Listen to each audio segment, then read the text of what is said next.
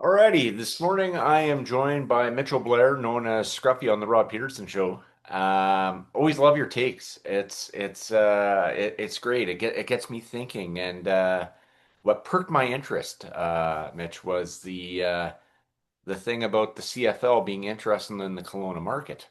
I have visited Kelowna. My buddy from years ago, who I do the podcast with somewhat regularly, lives out there.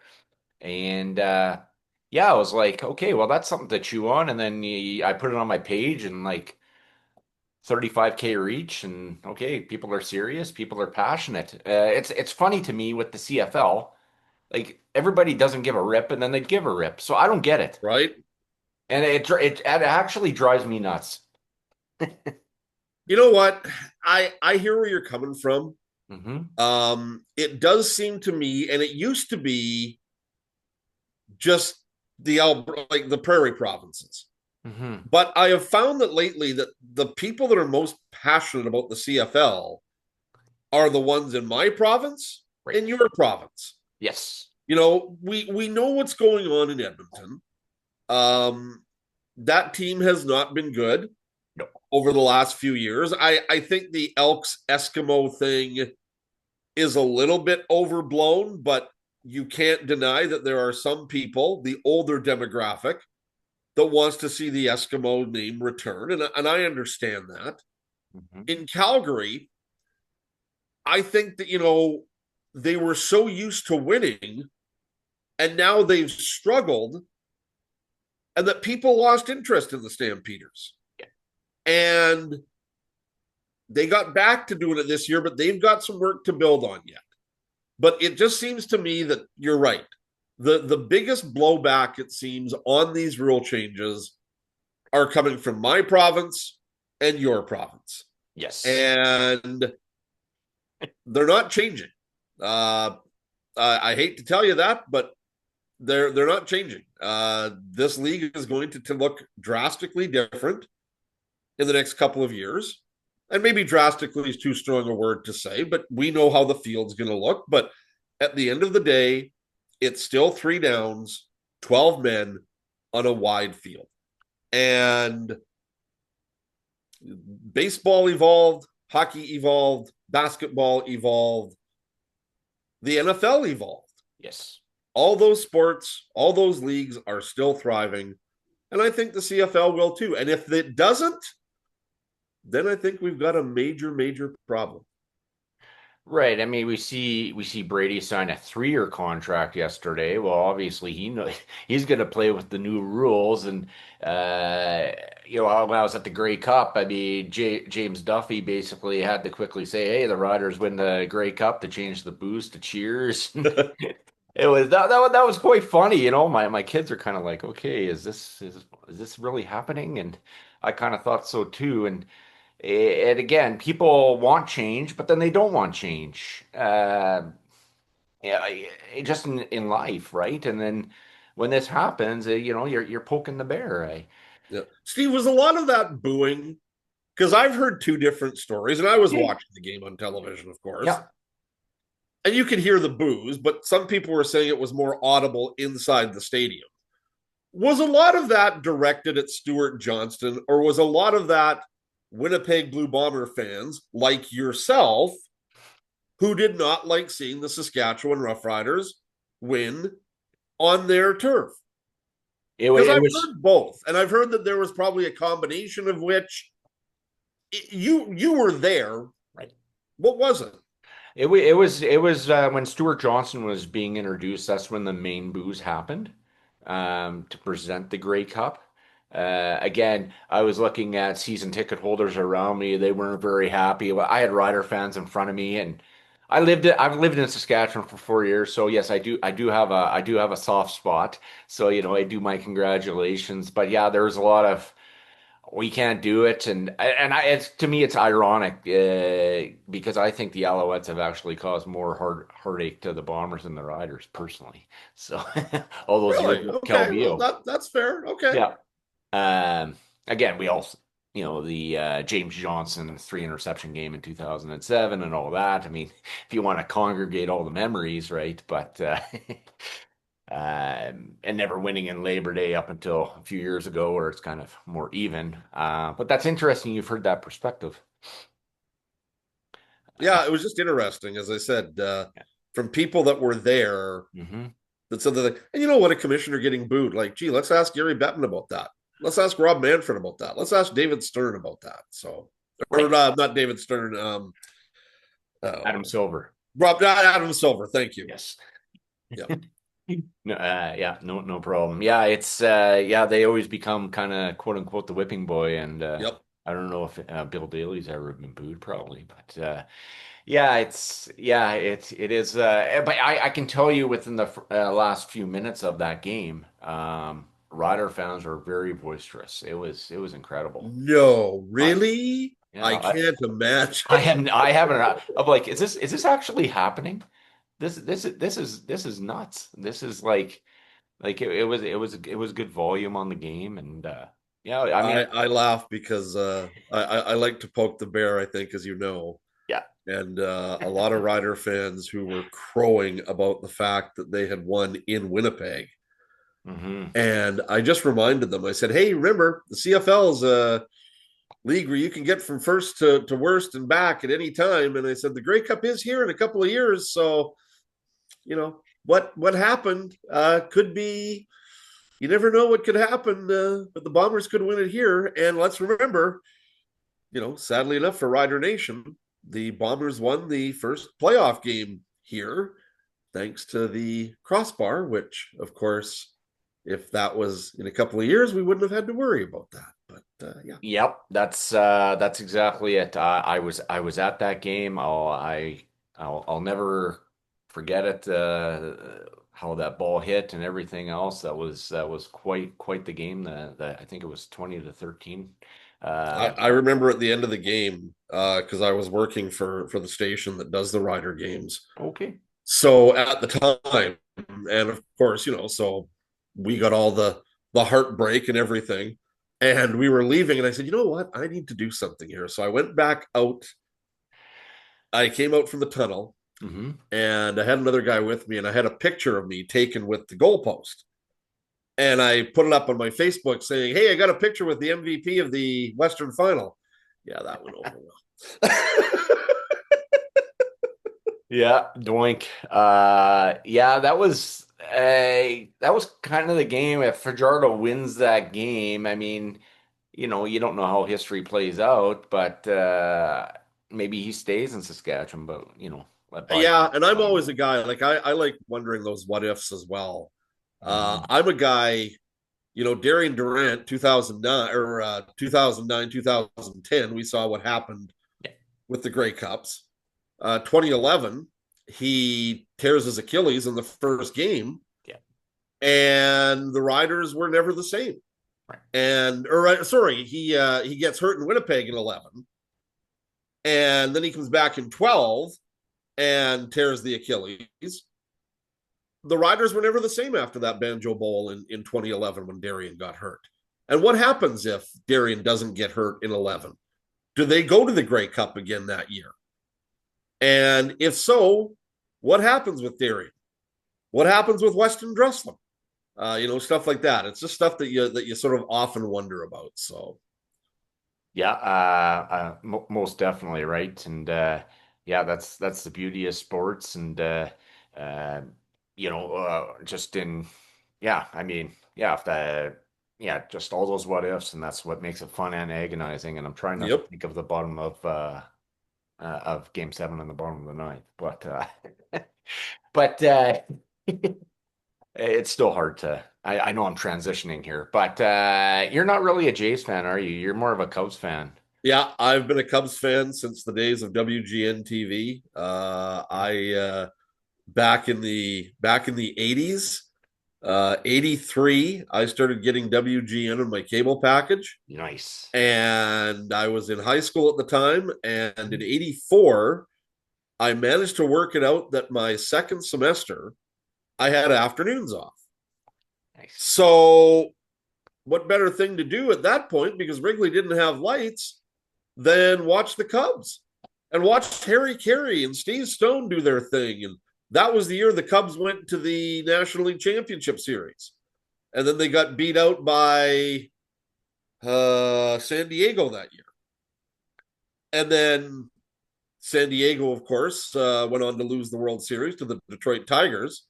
And we had WDIV in our cable package just about the time the World Series started. So I became a Cubs fan there, and I've never. I'm one of these guys that when it comes to Toronto sports, with the Hmm. exception of the Argonauts for obvious reasons, Right.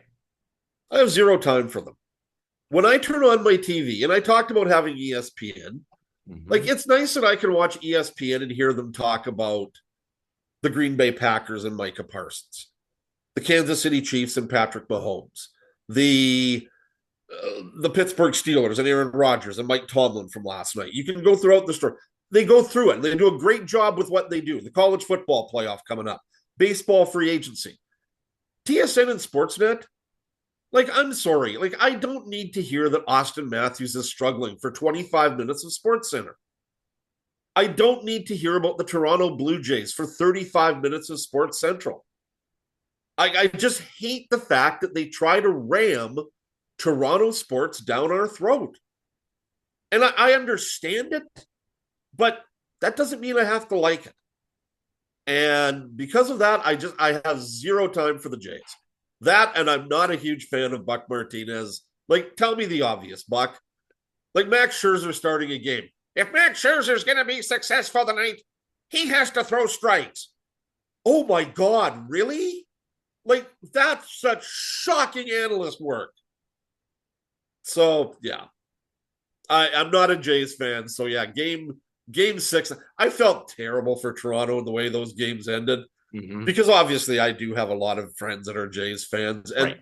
the way game six, like Addison Barger, you couldn't do that again if you had 1,000 hits. Exactly.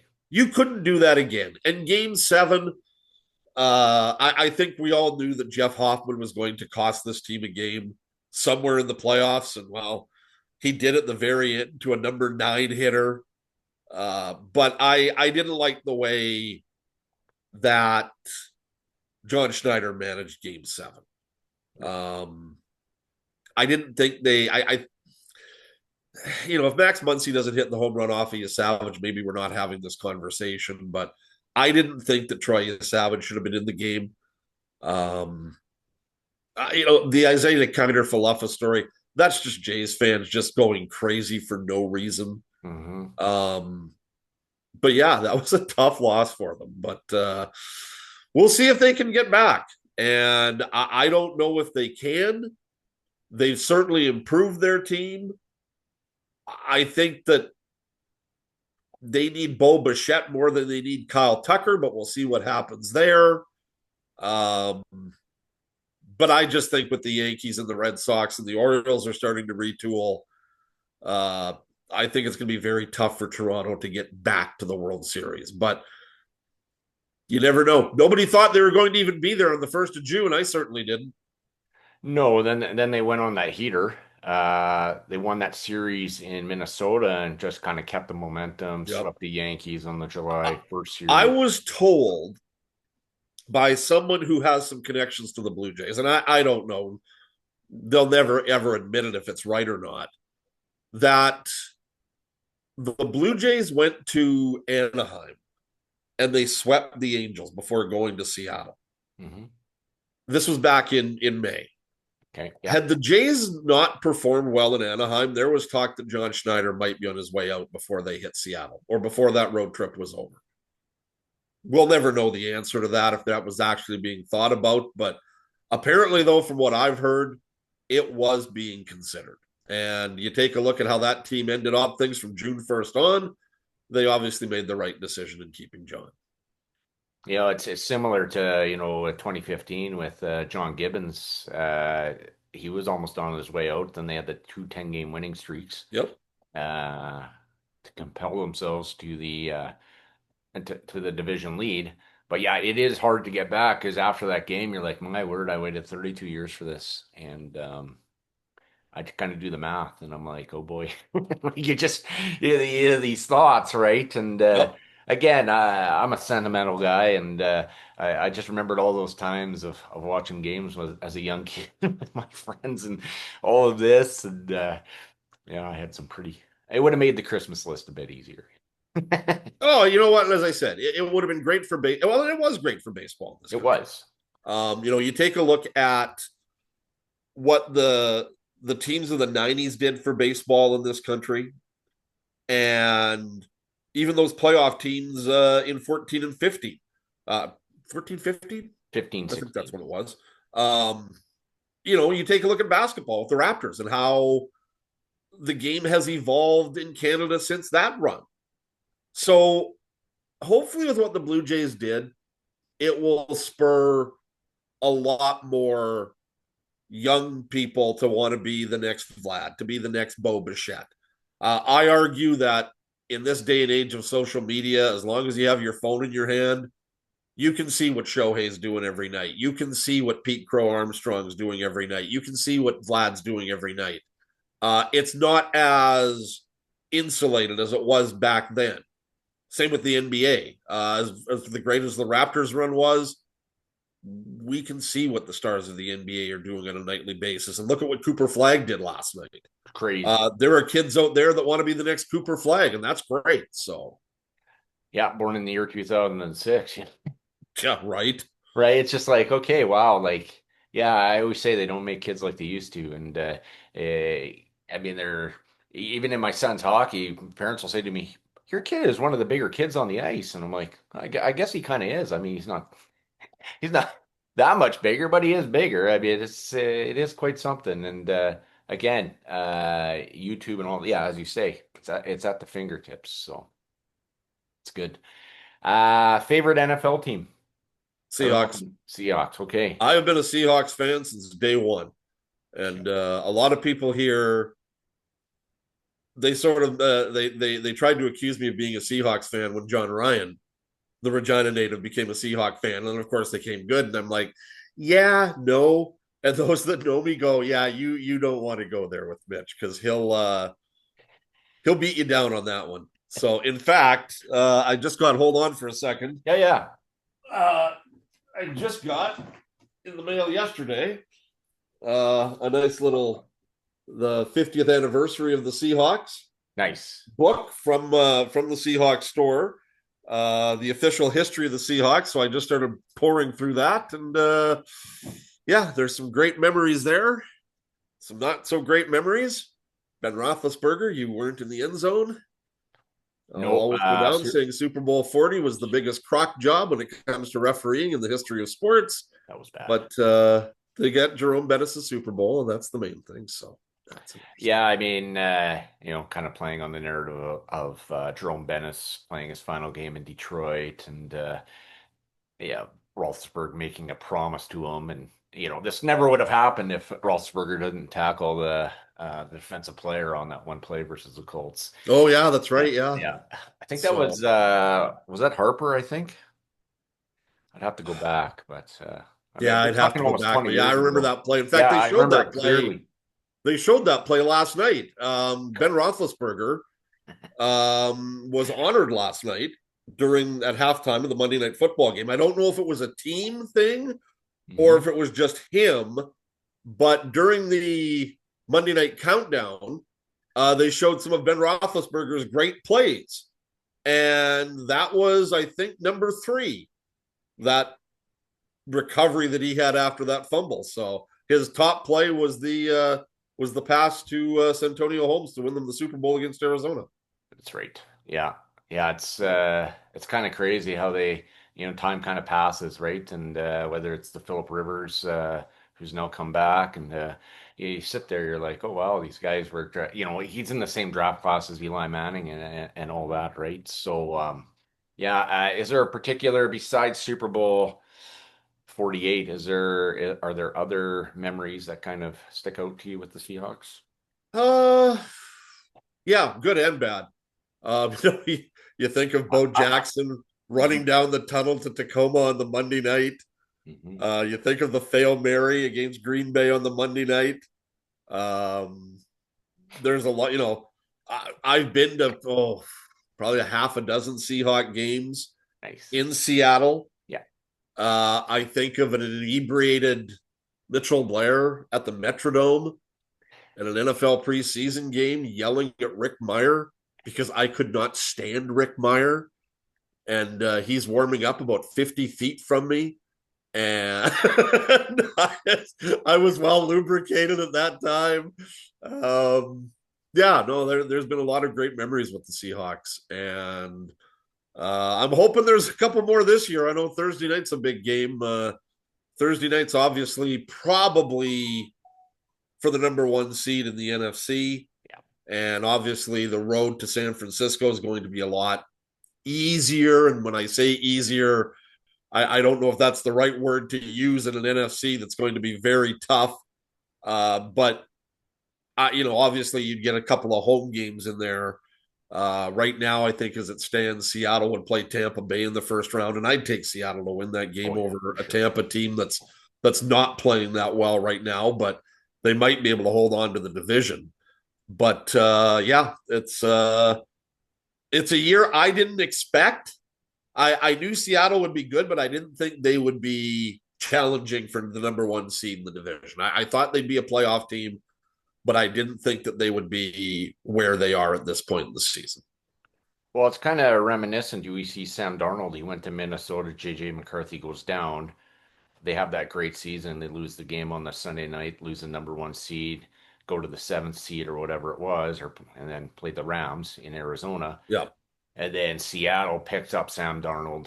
You got the keys, and they're better than they were last year. So, And oh, I think that's the excuse me. I think that's the question. Sam Darnold is everybody remembers how the season ended for the Vikings last year mhm, and how poorly he played on that Sunday night game against Detroit, which would have been for the number one seed. right.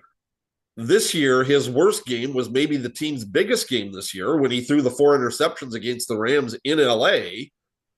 And we're in a very similar situation on Thursday Night Football this week as to what the Vikings and Lions were last year. So, how much has Sam Darnold evolved?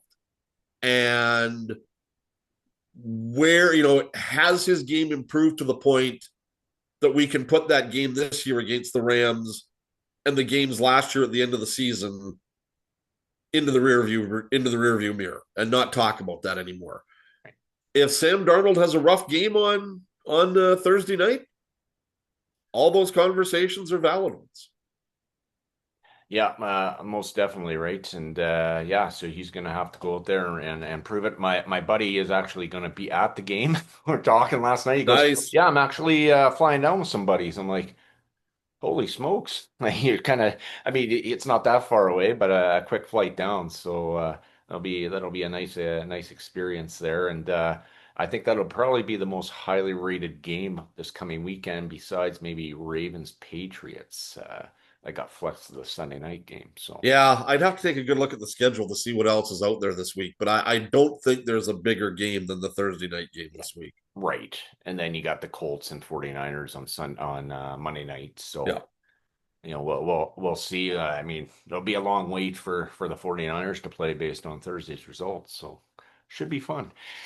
So how did you kind of get your start in your career? You said you worked for the rider station at the time and that sort of thing. What is kind of Mitchell? I'm What uh journey?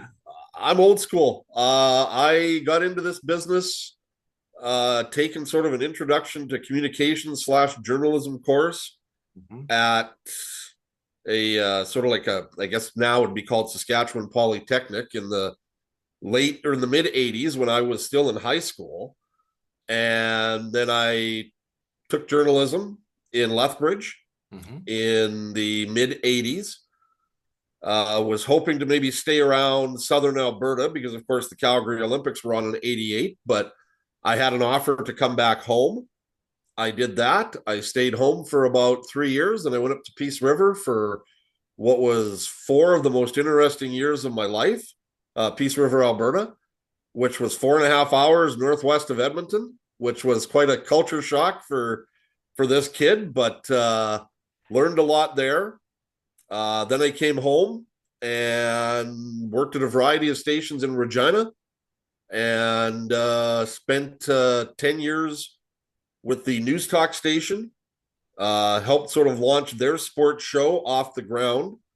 And ironically, I was the one that we had a website, a CFL sort of website, sort of very similar to what Three Down Nation has now. Hmm. Three Down Nation, obviously, like, they're a lot better than what we have, but it was just a, okay, here's sort of some stories that are happening with the Bombers. Here are stories, and obviously it was a rider specific website, but I gave it the name the Green Zone, and the Green Zone now is the name of the sports show on CJME. It never used to be that, but they changed it. And then and then I've always been good friends with Rod Peterson since I came back to Regina from Alberta. I've always been good friends with Rod, and Rod gave me a call one day. I was not working at the time, and he gave me a call one day, and he said, "Hey, can we go for lunch?" He says, they've asked me to do something at CKRM," and I said, "Yeah, sure." I said, "So what?" So he said, "They want me to do a sports show, and I've never done one before. So what the hell am I doing? Like, what do I do here?" So I gave him some tips and gave him some hints, and he managed to find a way to get me involved with it on a, being on the air with him, and that show took off. The day the Sports Cage came on the air, that show took off, and it was a great show. Roddy and I did a lot of hard work on it. We had a lot of fun. We had a lot of memories. We laugh about them all the time. And then Roddy, obviously, he left. I took over on an interim basis, and then Derek Taylor, who you would probably know very well, Hmm. great individual, the now the voice of the Winnipeg Blue Bombers, was the voice of the Riders before he was unceremoniously dumped for reasons I'll still never understand, which was great for you guys. We did the show, and then I left shortly before Derek left, and did a stint with government communications, which was something that was good at the start, but not too good at the end, and to the point now where I'm hitting 60 and semi-retired, which is fine. If something comes up, great, but if not, it's not the end of the world. Yeah, fair enough. Well, as I said at the top, I'm old school. Um, like stuff like this, like Zooms and that. Like, you wouldn't even think about this in the 80s, but No, you would not. It's yeah, like, you would not. And it's given a lot of people a platform to do their thing. Some of it's good, some of it isn't. right. But yeah, it's just the way that the business has evolved. Um, it's an interesting business, and covering sports teams, the stories that you hear, the stories that you tell, the stories that you don't dare tell. Um, it's been a good ride. Right on. I mean, you talk about CGME. I remember as a kid listening to the top 10 and always listening to Tom and Joanne. So, I mean, I know I'm going 30 years back, Yep. but, that was my station, living about an hour away from Regina. So when you say it had, great reach, I mean, people from Swift Current, Saskatoon, Prince Albert, they're all listening. They're all dialed Well, in. I could say, that I went to school, went to high school, and I'd get up every morning and I'd be listening to Z99 and CC and Lori. And to have the opportunity to work with CC and Lori was a huge thrill for me. Right on. And both of those individuals are now no longer in the business. But every time I see CC or Lori, we still have a good chat. And I haven't seen Lori this winter, but I'm sure I probably will at some point. But she's always there for a hug and how things are going. And yeah, like the fact that I could say, like, geez, like I woke up to these individuals, and I still remember one morning waking up and CC saying he had to go because his wife was about to give birth to their first child. And then I'm in one day And he's in there on a Saturday. And I said, "What are you doing here?" He says, "Oh, I'm just picking up some stuff before the wedding." And I'm like, "Oh, who's getting married?" His kid. And I'm like, "Jesus, am I that old?" That was like 20 years ago. So, Yep. Yeah, I know. Life definitely comes at you fast. I have had lunch with Ron Rimmer, who hosted Sportsline yep, in Regina, and yep. just had his brother on the podcast last week. And it's like, it always seems like it comes full circle. So um, maybe through this, you probably answered this question, but any role models, mentors that have played a role in your life? You've already mentioned Rod, but. Oh boy. Well, obviously, Rod and I have had a lot of fun together. And Mm, yeah, he would certainly be at the top of the list. But you know what? There's been a lot of people here. Um, when I started the sports show at CJME, one person that I had to talk to just to see how he does it was John Gormley. And I know there are a lot of people in Saskatchewan that don't like John Gormley. I'm not one of them. John Gormley was a tremendous help to me, told me how to engage the listener. When I look back at, other days, there were guys, there was an old morning guy by the name of Barry Davies at 620 CKCK. He was, I don't know if there's a word to describe Barry Davies. He was one of those quintessential morning guys, if you know what I mean. mhm. And learning from him and seeing him do his thing, it was great. There are other people, as I said, my days in Peace River, stuff like that. There are a lot of people, but yeah. And then like the local media here, when I was doing things like, Rob Vanstone, who of course now works in the Riders, very close friend of mine, Right. the late Warren Woods, Craig Adam. Yeah. You talked about Ron Rimmer, of course. Those guys did Sportsline together. Peter Labardius is a very good friend of mine. Used to room with Peter. Hmm. Again, stories could be told, but I don't think I can do that without legal representation. I'm Geez, trying I'm to just get him trying to on the think of some show. of the others. What's that? I'm trying to get him on the show. Oh, if you need any help, just let me know because I can certainly help you with that. Okay, I may need, Um, I'll need your help I'm just trying to think of some others. Like, there's been so many good people that I've worked with then. or that I've worked around. Like seeing Jim Hobson on a day to day basis Hmm. when the Riders were doing their thing. Right. One of my top memories in this business will be the Riders winning the semifinal in '07. And at that time, the media, we would go down with about 3 minutes left. Because, of course, you remember the ramps at Taylor Field. Yes, I do. We would head down the ramp so that we weren't caught in the flux of people leaving the stadium On the west side. on Right. the west side. And we would go and we would congregate by where the Rider dressing room is.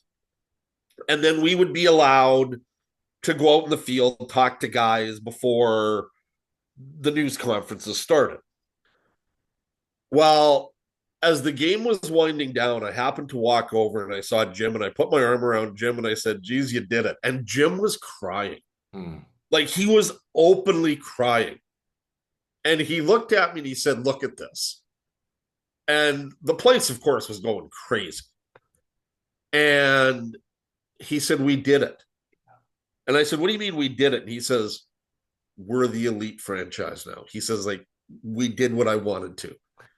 And we've just got to take it 2 steps further, which they did, obviously, in Toronto a couple of weeks later by beating the Bombers. And I remember being in the Rider room, and I could tell you a very funny story about that if we have time, involving Saskatchewan's premier. Um, but there was a door, and I was talking to somebody, or I was moving around looking to talk to somebody, and the door opened up, and there was Jim, there was Eric Tillman, and there were a couple of other people in the room. And Jim said, "Come on in," and he handed me a beer. And he gave me a big hug and he said, "We did it. Damn it, Mitch, we did it." And I'll never forget that. Because I'm a reporter. And yeah, you wanted to see that team do well because you saw these guys every day. You saw the Kerry Josephs, the Gene Mikowskis, the Scott Schultzes. I go back to 13, the Darian Durants, the Chris Zarkas, the Rob Baggs, the Western Dresslers. Danny You Fenton. wanted to see those guys do well. So it was a little bit different for me this year because I don't know Trevor Harris. I don't know Corey Mace. I know Mark Mueller from my days doing Rams play-by-play. Mm-hmm. I knew Mitch Picton, obviously, and the Rams, Tavon Campbell and stuff like that. But I don't know Trevor Harris. I don't know AJ Willette. So to me, it was just sort of like they won. That's great. Right. And yeah, you feel good like the rest of the province does, but it wasn't like 07, 09, 10, 13, stuff like that. I talk about 07. So I'm there working for CJME, and I'm in the rider room, and I had on this contraption because they were doing a post game show back in Regina. And basically, if I turned on my microphone, they could hear what I was doing in Regina. So I could just go along and I could talk to Reggie Hunt, Gene Mikowski, Kerry Joseph, whatever. And they were rolling on it back in Regina. So I didn't have to stop, and say, okay, here's because in those days, of course, you didn't have MP3s, right? Yeah. So I'm doing all this stuff and I'm trying to take pictures. And I'm talking to Reggie Hunt. And all of a sudden, this face appears around the corner of the stall from Reggie Hunt. And it's the Premier of Saskatchewan, Brad Wall, who I'm very good friends with and have been for a number of years. In fact, I was the first one to interview Brad Wall when he became Premier after his ceremony, and I was the last one to interview him before he gave his resignation speech Fascinating. at the SAS Party convention. Mm-hmm. So anyhow, he comes over and he takes the camera out of my hand. And then he starts following me and he's taking pictures of me talking to Reggie Hunt, talking to Gene Mikowski, talking to other players. Brad Wall, the Premier of Saskatchewan, was my official photographer for the Grey Cup celebration. And it was just, it was crazy. And then in 13, I'm in the room and I happen to turn around and I see him there and I said, "Do you want to take pictures again?" He goes, "No, I'm good tonight, but thanks." And then moments later, he got soaked by Tyrone Brackenridge, which was Brackenridge's MO that night.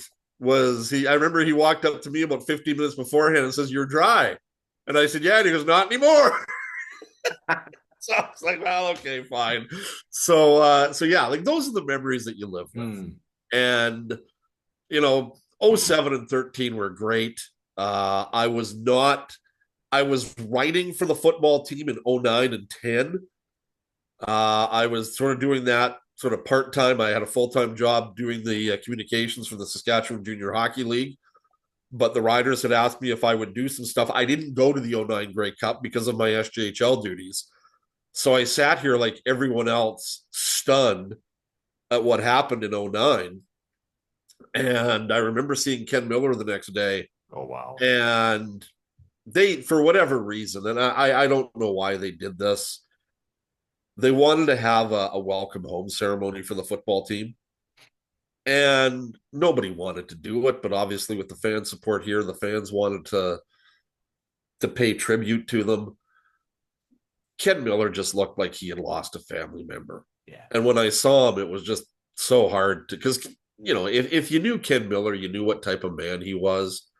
And it was so tough seeing him walk off the field that night. And it was even tougher seeing him in person. And all you could do was just like, what do you say to him?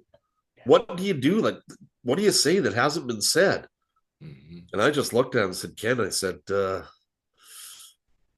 you'll get your chance with that cup. And he said, I certainly hope so. And of course, they tried again the next year, didn't win. And then they didn't get that chance. And in 13, it was Corey Chamberlain that was coaching the football team. So Ken Miller never got his chance to have a Grey Cup with the Saskatchewan Roughriders, which was sad, but uh, not everything ends in a great story. So, No, I remember him after that game saying, "We will deal with this loss until we're off the face of this earth." And yep. I'm paraphrasing, of course, but I was at the Labor Day Classic in 2024, shortly after his passing, and they're doing the tribute, and you could still feel those emotions from the Yep. fans and all of that. And again, when you talk about '07, again, it is quite something because it's the first home playoff game since '87. And I remember when I lived in Saskatchewan, I'm like, how do you not have a home playoff game? Uh, Right. all those years. And again, the fabric. Like I remember when Jeff Fairholm, Gerald Bayless, Ron Getz, and Bobby Jerson, two of those guys came to my classroom in Cairn Board. Okay, I'll never Yep. forget it. Jeff Fairholm showing some great stuff. Like it was nuts. So again, the fabric, the community, and again, maybe that's what more CFL teams need to do now. But I don't forget that at 46, and that's huge. No, and you know what? You're right. And these days, and that's part of what's wrong with the CFL today. And I love the CFL. I maybe don't love it the way that other people do. Um, am I a guy that will sit down and watch an Ottawa Hamilton game on a Saturday afternoon? No, unless it means something. Right. You know, to me, games that are between Eastern teams, and maybe it's because of where I live, I'd much rather watch Calgary play Winnipeg than Ottawa play Hamilton, if you know what I mean. I know what you mean. And if there's a good Big Ten game or a good SEC game on ABC, yeah, I might watch that game, especially if Michigan's playing. Hmm. Um, but I still watch the CFL. I religiously watch the NFL on Sunday. I make no bones about it. Um, to me, the CFL is like the American Hockey League to the National Hockey League. You know, the NFL is the league, much like the NHL is the league. Hmm. It's a developmental league, and you see the best players move on to the NFL, or in some cases, Chris Trevor. Sorry. But it's a league that's unique. It's a league that has great players, but it's also a league that has lost something because, as you said, in those days, we remember those moments. And I know we talked about Brady Oliveira very quickly, when we started this. The fact that Brady Oliveira is there for 3 years, the fact that Brady Oliveira is a Winnipeg kid, the Winnipeg Blue Bombers could use Brady Oliveira to sell that football team across Winnipeg and across Manitoba. 100%. And that's why the Bombers will continue to be one of the top fan bases in the CFL, if not the top one. Yeah. And right now, they have that distinction. And Hmm. I'm sorry, Rider fans, if you don't like that, it's the truth, because the Bombers don't go until 3 hours before a playoff game before they announce it's sold out. And there are too many people here that use excuses as to why they don't go. And that just pisses me off completely. Sorry No, for the language. no, Um, it's totally valid. but Yeah, I've never seen the it's like. like the There's 1 been year a shift in contract. I think this is, Saskatchewan. yeah. And like the Riders, they've signed Trevor Harris, and that's great. Trevor Harris is back home now. That's fine. But the Riders need to get Trevor Harris into as many communities as possible in the offseason. They need to get Yoshi Hardrick into as many communities in the offseason. AJ Willett. As guys sign, they need to get those people not just to the Saskatoons, the Moose Jaws, the Swift Currents. They need to get them to the Davidsons, the Moosemans, the Melforts, the Nipawins. This is Saskatchewan's team. It's not Regina's team. It's not Saskatoon's team. And that's a little bit different than Winnipeg because obviously It's Winnipeg, Brandon, what else? But when you have 1 year contracts, it makes it tough for relationships to be forged between fans and players. So Brady Oliveira signing with Winnipeg, the hometown kid, that's huge. And you need local guys to promote the product. So, like, when you take a look at guys for the Riders, like Mitch Picton, like Jorgen Hoos, like Tavon Campbell, I'm thinking of some of the guys that have played at the U of S as well. You need to foster those relationships and get those guys out in the public, as well as the stars of the football team. And if you can do that, you're going to be successful. I see what they do in Winnipeg. I know what they do here. I don't know if they're doing it in other places. Obviously the Lions took Nathan Rourke to Kelowna, and I would think that Nathan Rourke will be huge in trying to market those games in Kelowna. But you need to have CFL fans in Kelowna meet Nathan Rourke.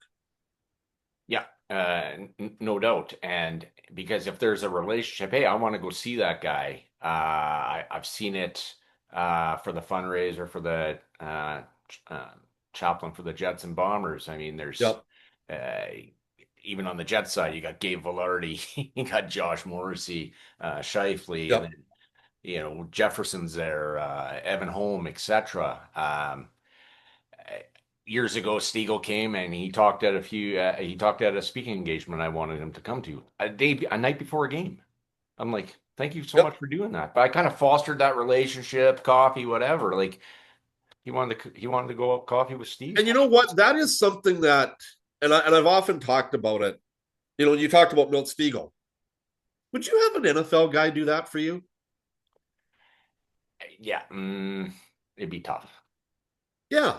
I mean, we see Like, stuff I've in got a friend Kansas of mine that City. We see yeah, stuff a I've got a bit, but friend of mine that I used to work with. He's a huge BC Lions fan. And before the West Final, the BC Lions held just sort of a walkthrough at a park in downtown Regina. It was just a very informal, sweats and stuff like that.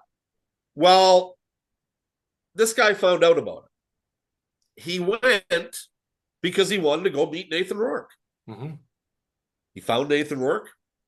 When everything was over, he was very polite. He walked up to Nathan Rourke. He shook his hand, said, "I'm a big fan," stuff like that. "I hope you success." And he asked for a picture. And Nathan Rourke was more than willing to give him a picture. So the picture was taken. And then I found out after, when he was telling me the story and he showed me the picture, it was Buck Pierce that took the picture. Like, you wouldn't see that happen in the NFL, in any any establishment. You would never see Trevor Lawrence posing for a picture in downtown Kansas City. You would never ever see Sam Darnold posing for a picture in Washington, much less maybe even Seattle on the day of a game. Right. So yeah, like, it's just the two differences between the league. But that's one thing about the CFL I'll always love, is just the fact that the players are so accessible. And I remember 1 year working in downtown Regina, and the Argonauts were playing that night. And I went for lunch at the Cornwall Center in Regina, which is like the downtown shopping center, much like Polo Park in Winnipeg, or maybe uh, what's the one that's about to close here by the rink? By Uh, your rink? no, by your rink, Portage Oh, Place. Is that what it's yeah, called? yeah, Portage Place. Yeah. And I'm walking in this mall, and I'm going up the escalator, and all of a sudden, Ricky Ray's on the escalator, and he's coming up at the same time as me. Ricky Ray's buying a lunch at an A&W. And imagine imagine a CFL quarterback sucking down a greasy hamburger today, Yeah, 8 hours before a football game. Would never happen. Fans recognized who Ricky Ray was. They were very polite with him. A couple asked for pictures, a couple asked for this, a couple asked for that. There was some good natured smack talk, but you would never see that in the NFL. And I remember just sort of standing there watching it going, this is crazy. hmm But that's the CFL. yeah, yeah. That's exactly it. And yeah, I mean, I've been to taste the Blue Bombers there, and see Jordan Younger, he gives me a hug and they introduce him to my wife. You know, we take a selfie or we take a picture together, whatever Yep. else. Bob Irving, sorry, I almost said Buck Martinez, Buck Pierce. They were at the Steinbach Pistons Fire and Ice banquet, and first thing Pierce says to me, "You look familiar." I'm like, well, I actually did meet you at the Outlet Mall in Winnipeg on New Year's Eve and everything else, and people say we kind of look like twins too, but and I told them that, and you know, there I am taking a selfie with Bob Irving and Buck Pierce, and you know, it's fascinating again those relationships. So when you see that, you're like, okay, right, and Yep. um, yeah, you don't forget, and again, I think that's what the CFL is somewhat is greatly missing. I not to beat a dead horse and our time's almost up, but you know, I have heard that the rider game day experience, not to pick on the riders, isn't the same like it used to be. There's like nothing going No, on. it's not. But you know what? I say that because I've been to the games. Hmm. And I don't know what it's like in Winnipeg. I don't know what it's like in Calgary. I don't know what it's like in Edmonton. I've been to games in those facilities, but when you're not there on a constant basis, you can't tell, right? Right. When I go to a game here, and again, I'm not in the demographic that the CFL is trying to sell games to, okay? I'm in my late 50s. So I'm not in that 18 to 55 bracket that the CFL wants to sell to. But when I go to a Rider game, and this is not a shot at Craig Reynolds or the Saskatchewan Roughriders, the game day experience to me is just not there. Party in the park, big deal. That's more for families. And they do a good job with the families. But for me, the guy in his late 50s, no. I don't need to see the hosts screaming into the big truck, into the Max truck all the time. And I know one of the guys that does it, Mark Johnston, he is a tremendous individual. Morning show host. Morning show host, and maybe the most recognizable radio guy in Saskatchewan because of what he does. Yeah. But I don't need to hear him screaming into the, on the mat, hey, we're going to get this way. I don't need that. And again, the demographic that they're trying to sell to, that's fine. I want to see highlights. I want to see plays. And again, I know that controversial plays when they're being shown on the big screen, they don't want to show that if it doesn't look good for the home team. But I understand that. But to me, in prices, and again, that's out of the rider control. I go to a game, I sit down, I enjoy my 3 hours, I come home, I say night well done. Right. And I used to be the guy that was sitting up in the press box and would be there for 2 hours after a game. So it was never a problem getting in or getting out. But yeah, being a fan, to me, it's 3 hours that I enjoy, whether the Riders win or lose. But the game day experience to me isn't there. And when I've been to NFL games in Minneapolis, Tampa, Seattle, uh, Denver, there's just a lot more going on Yeah. that you can find something that to be engaged with. Yeah. And again, I completely realize that what NFL teams have at their disposal compared to CFL teams, it's apples and oranges. I completely understand that. So they do the best that they can. And in Winnipeg and Saskatchewan, they're doing a great job. In other markets, I don't know what they're doing. But when you take a look at the crowd sizes, maybe they're not doing enough. And that's probably the biggest problem that the CFL has. We talk about marketing. The CFL has a huge marketing problem.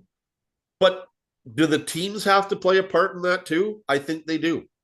Yeah. It's And I think both the and. teams do a lot of good things, but I also think they don't do some things that can maybe engage their respective communities. I look at Toronto. Um, with the amount of ethnicity in Toronto, and of course we're going to see that at the World Cup. Have the Argonauts ever done anything to engage some of those ethnicities to teach them about Canadian football? Because if they did, I think some of them would come back. Yep. Because how did the Raptors grow, right? Right. From a team that was birthed in 95 on that game versus the New Jersey Nets Yep. to they are now the championship. Yep. You know, Leo Routen's doing his thing. You know, I kid a bit, but I think he's played a actual pivotal role and all of that, right? You can go through the list. And Yep. getting into those communities. These guys are multimillionaires. Yep. Yet, I could not agree more. We talked about the Blue Jays. Jamie Campbell is coming to Saskatchewan this winter for a couple of banquets for teams in the Western Canadian Baseball League. And he's bringing Tyler Heineman with him. okay. Tyler Heineman isn't an A-lister, No. but do you think that people are going to go to these events? Because Jamie Campbell, a guy that you see on your screen and who is a top-notch individual, Mm-hmm. you see Jamie Campbell all the time. You Yep. know who Tyler Heineman is. Yes. Tyler Heineman will tell you stories about that team that you will probably never hear. Right. And again, Tyler Heineman isn't Alejandro Kirk. He's not Vladimir Guerrero Jr. He's not Kevin Gosman. But you know what? He will be as popular as those guys at those events because he was one of the guys that lived through that experience. Right. Was in the extra inning game. Well, who wasn't in the extra inning Yeah, game, that's right. right? Yeah, he I was expecting Joe Siddle to come out and pitch in at one point. So, that is a game I will never forget. Again, not to repeat myself, as long as I'm on this earth, I had my tongue tie procedure that night, so I was getting it done, and I had the game on the phone on my chest, and then after, and then went to the in-laws and saw the Kirk home run, and then took my Advils at 2:30 and went to bed. So it was a World Series that I don't know if we'll see a more dramatic than what we saw that World Series. Well, I mean, I think Derek Jeter or A-Rod said it was comparable to the 2001 Diamondback Yep. Yankees series. And let's go back to game 6 and 7 of the ALCS. The Suarez homer in Seattle and how that place went nuts. Yeah. And then Springer's homer. And I'm not a George Springer fan because I think that George Springer shouldn't be in Major League Baseball because of the garbage can scandal. And I don't know if you heard me on Roddy's show, but I to saw me, it. George Springer, Carlos Correa, Jose Altuve, Alex Bregman, they should not be playing Major League Baseball after the garbage can scandal. You suspended Pete Rose for life for gambling, and that's so ironic now considering gambling is such a major part. Bonds, Canseco, those guys, they were suspended Mm. for doing something to affect the game. But yet Rob Manfred gave these guys immunity. Why? They should have been, even if you suspend them for a year, then maybe I'm okay with it. Right. Their legacies have been tarnished. Those guys will never go to Cooperstown, but I still have no time for those four. Well, we saw Carlos Beltran get let go from the Mets. Yeah, and he's another one too. Yeah, I should mention him as well. Right. And Yeah, then uh the Alex Cora yeah, or AJ Alex Hinch. Cora Sorry, from the AJ Red Hinch Sox got. gets part and it gets rehired. So Yeah, yeah, kind of ironic. yeah. So So yeah, it's very, very fascinating, right? It's yeah, totally. Good, good. Well, we have definitely we have maximized our hour. I always like maximizing time. And Mitch, I do thank you for your time this morning. And I it's know been a lot of fun, Steve. Thank you. I appreciate that. Yeah, thank you. And yeah, all the best today on the Rod Peterson show. I'll try to tune in and got to make an errand for my wife. She started a pottery business, so I got to take something to somebody. But There you go. We always have fun in that show, and then when that's done, I've hmm, got to run out, and it is one of those days. I'll just tell you this now because our weather you're going to get tomorrow. yes, Get anything done that you have to get done today. because I'm going to go out, and if I don't fall in my you know what on what's going to be icy sidewalks and that, I'll be impressed. Yeah.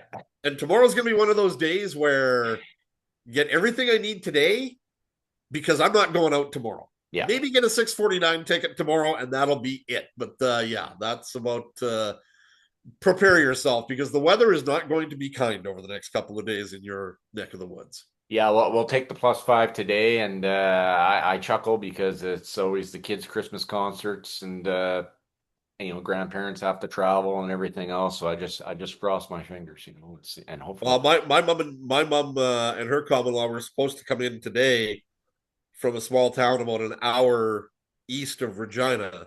mhm, And I texted them this morning. I said, "You're not going anywhere." And they're like, "No, we've already decided that. We'll probably come in on the weekend." And I'm like, "All right, that's fine." So yeah, good, right on.